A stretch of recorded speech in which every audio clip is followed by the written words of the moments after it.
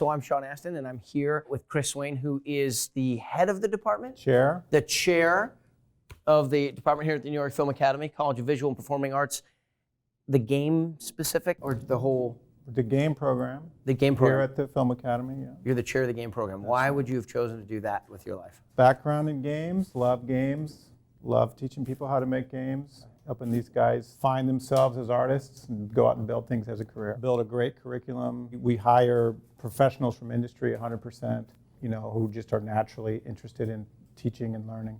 You learn a lot about games by teaching games. So. Is there a curriculum that you can draw from somewhere else, or you're building it from the ground up? I led the curriculum development based on what I think is going to help people understand games most effectively and have a base that they could use for a whole career. And what are the core tenets of that curriculum? Well, one element is every semester you're here, because we have a hands-on program, every semester you're here, you get put into a small studio of classmates, 3-4 classmates. You run your own studio. Every semester you're going to build your own thing, and it's exactly what you would do if you were out in the real world doing an indie studio. The difference is that we have a world-class programmer in the class with you as their instructor. So they're helping you figure out how to scope it, how to code it, get it done. Scope it means don't invent a game that you absolutely can't program because it's too ambitious. That's right. And the number one problem, the number one mistake that students make is they scope something too big. They want to make the next Call of Duty. And we say, you do 15 weeks and you don't know what you're doing yet. So maybe you should scope it down a little bit. Give me an example of a scoped down exercise they can do, a game that they could come up all with. The stuff on the screens here are things that were done in one semester with a small team. We say, you want to make a 5-minute experience for one of these short 15-week projects. It's about make something that plays really well, preferably really nice to look at, but you don't need to make something, a 20-hour epic kind of thing. Just prove that you can make this. If it worked in a one-semester version and you wanted to build something more ambitious out of it, no problem.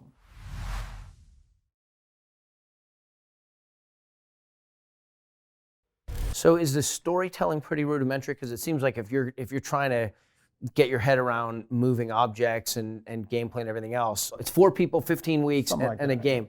So tell me about the storytelling. Well, what's the expectation? It's talking about stories a little bit. It's one of those things that scale. Like if we could say, what's a party like? Well, think about how broad that is. I could make a real simple party that we could have a good time with, or we could have a really huge party, right? There's a bit of that in that question, right? I think that there's some artistry to making a story that you could tell in a short experience that we could be capable as a small team in making.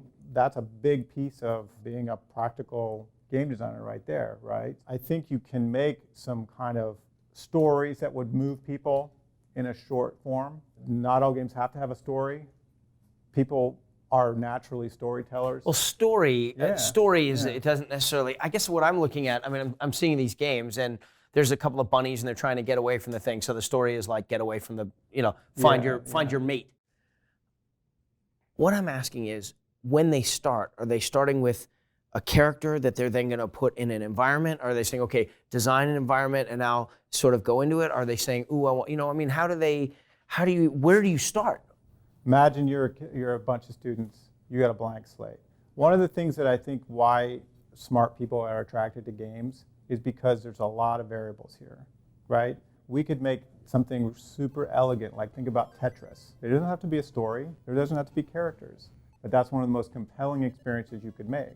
That's captivating, that's interesting. I made it out of shapes and movements, right? Contrast with something that's really story-driven. Assassin's Creed or all the Naughty Dog games, right? They're really thinking about the same things that a screenwriter. They are screenwriters. They're thinking about character arcs and backstory and cinematic elements and how you tell the story visually. So within games, you have all these different sort of ways you can go. So it makes it compelling as a creator to think about that. Sometimes you can get confounded by it.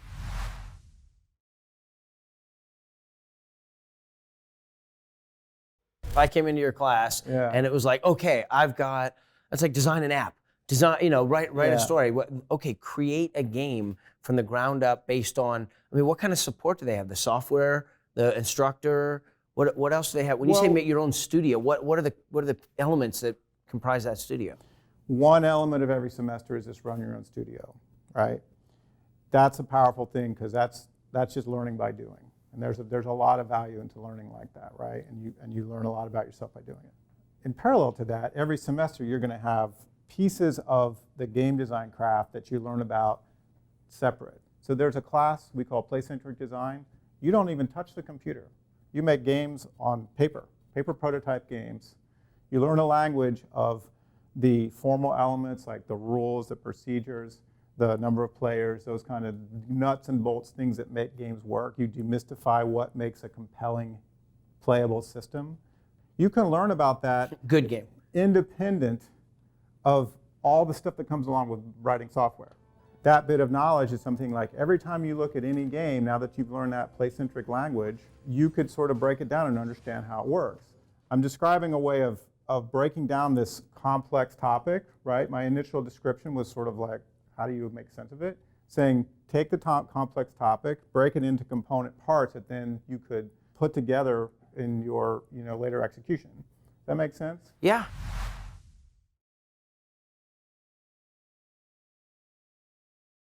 If you're designing the curriculum, you're Oz. I mean, you're God basically, and that's actually God. Well, maybe you are. I don't know. Right, okay. But I mean, you have perfect kind of vantage point to view the total experience. Is there anything that's like genuinely surprising to you?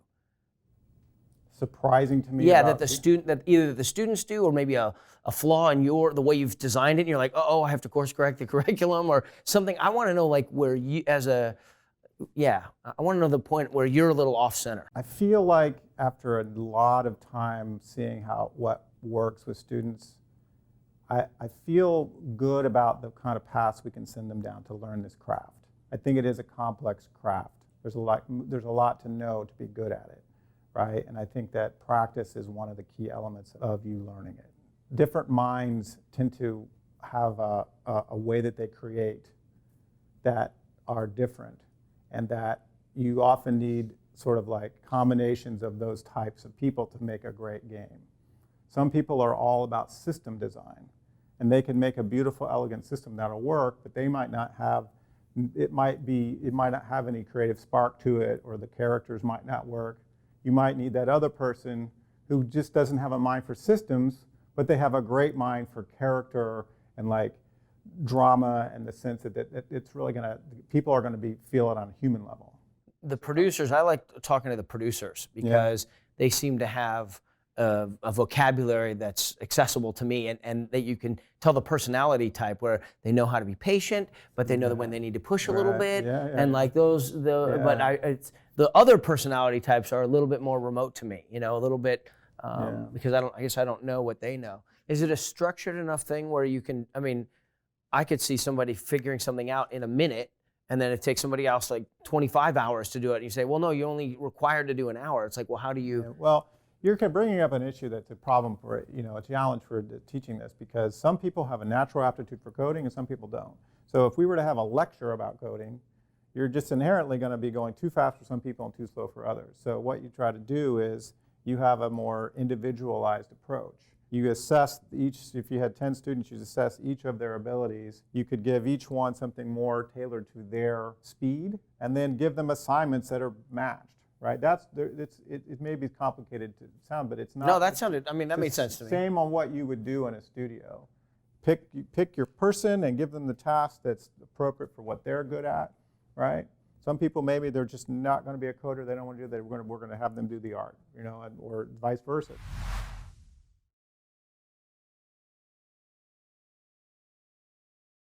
And the code writing piece for people who are just intimidated at the thought of it.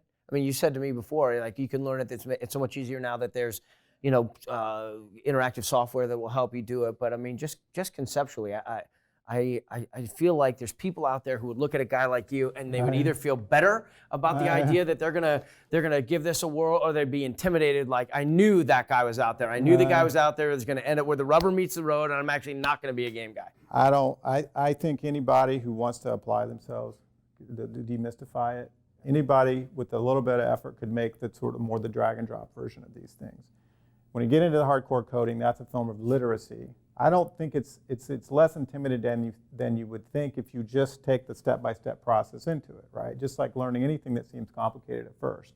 Go in the right sort of scaffolded path, you would figure it out. What I see out there is some of the most gifted game developers are naturally mathematically inclined, but they're also artists, and they think, well, I'm an artist, what am I going to do with my math mind? And then they come up with games, right? That's where you get those really gifted people. But not everybody's like that. Some really amazing storytellers are out there who aren't gifted coders and don't want to be, could still express themselves through games and do things with storytelling that we haven't seen before. And so it's an exciting time to be a game maker if you have the story bug in you.